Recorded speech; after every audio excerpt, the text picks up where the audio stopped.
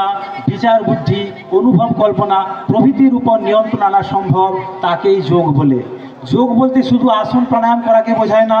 যোগের বিষয় হলো আসন, প্রাণায়াম, ক্রিয়া, বন্ধা, মুদ্রা প্রভৃতি।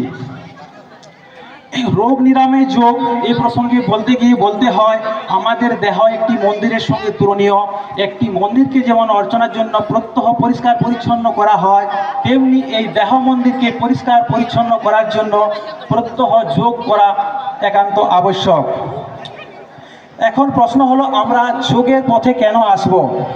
জন্ম থেকে মৃত্যু পর্যন্ত সুখ দুঃখ, চাওয়া পাওয়া, হাসি কান্না সব কিছুই দেহ তার মধ্যে থাকা মনকে ঘিরে। তাই সুস্থ দেহ থাকলে আমরা জীবনে আনন্দ উপভোগ করতে পারবো। শরীর মধ্যম খলু ধর্ম সাধনম।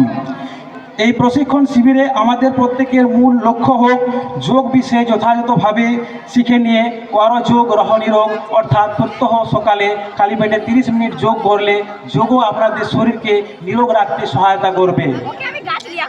আমরা আমাদের যোগা পিরামিড শুরুর পূর্বে আমরা পতঞ্জল যোগ স্তোত্র মন্ত্রটি উচ্চারণ করব সমবেত কণ্ঠে।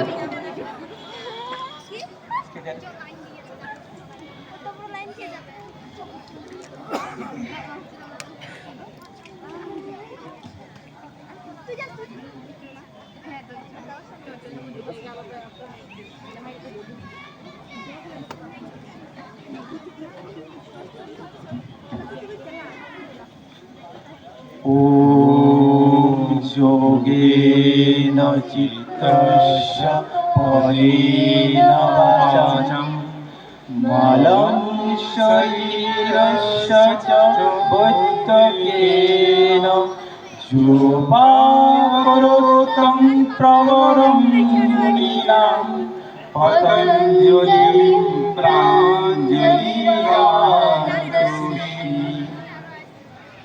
নমস্কার। এই পাতঞ্জল যোগ সূত্রটি আমাদের যোগের